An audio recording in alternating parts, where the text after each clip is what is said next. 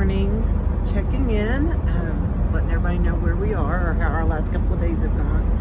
We did make it to Laramie on Sunday evening and spent the night there, got up the next morning. We're expecting, the winds never did get bad.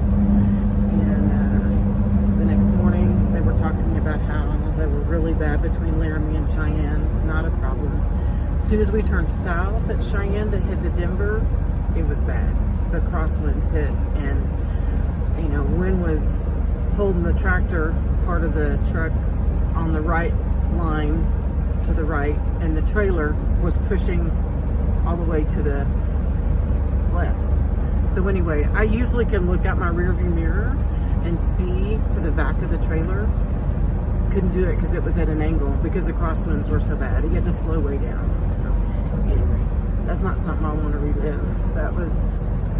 I wouldn't want to run that corridor very often.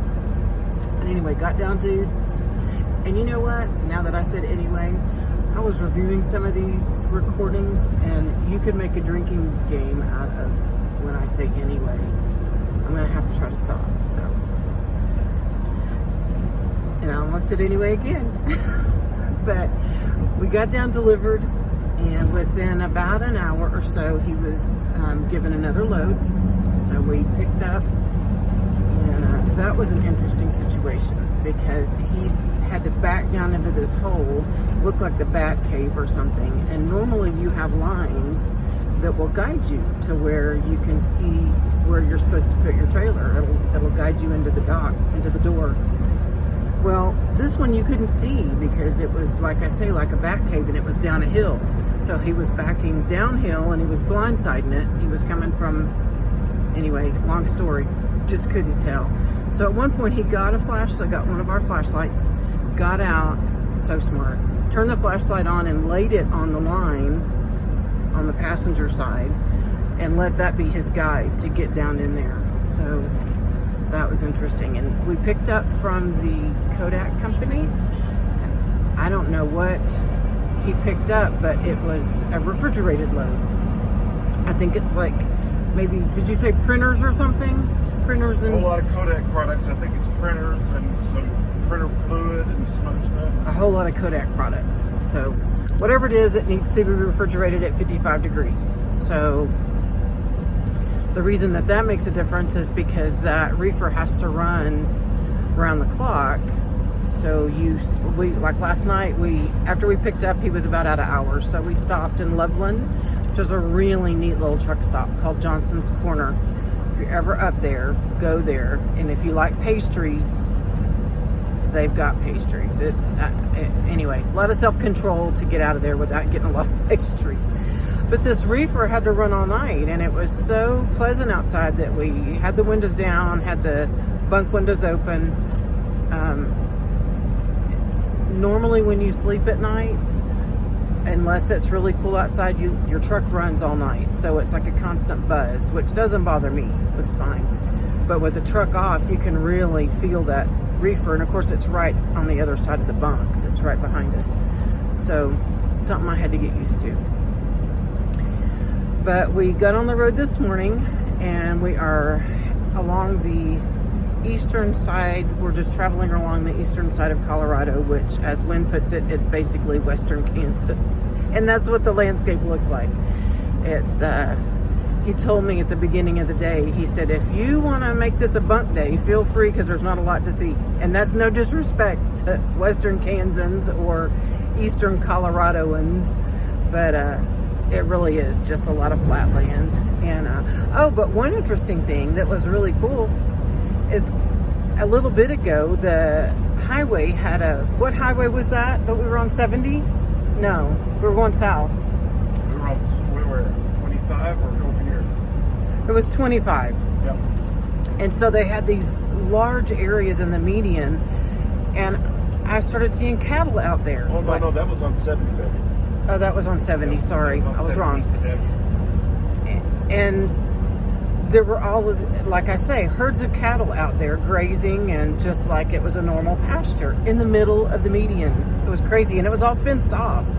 So, and I said, how do the cows get to the median from the other side of the highway?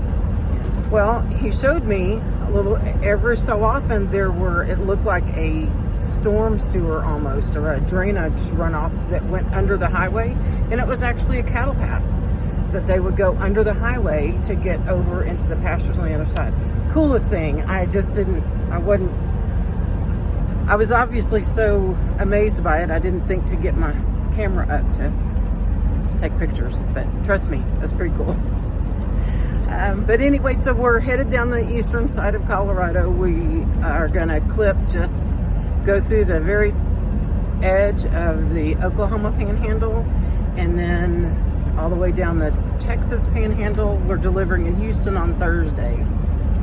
So, and then he's going to be getting a load from Houston. His dispatcher said he'd get him one going west or northwest so that he can drop me in Austin, and I'll go back to work and he will keep running. So, but today, like we said, is a bunk day. I've been back here a little bit. If you pull these down, the window curtains, you can't really see that, but so I have a view on both sides. There's one on the other side.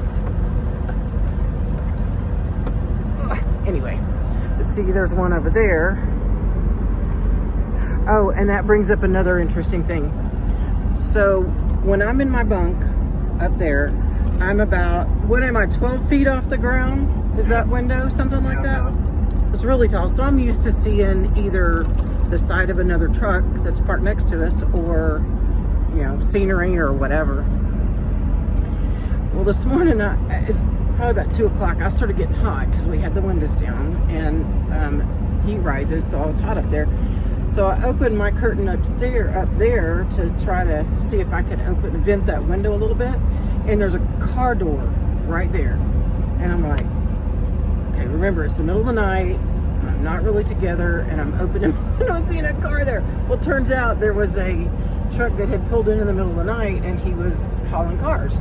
And so that was the upper deck of the trailer that had a car on it. But it was really surreal to see this car right outside my window. Anyway, side note. I think that's it. We've had I've learned a lot about like these way stations and stuff for trucks, but I'll do that in a separate video because this one's getting long. Just want to let you know where we are. We are in southeastern Colorado, just passed through Eads, and we don't know where we're going to stop. Probably another 4 or 5 hours down the road. He's only got a limited number of hours he can drive today, so we'll catch up later. Bye.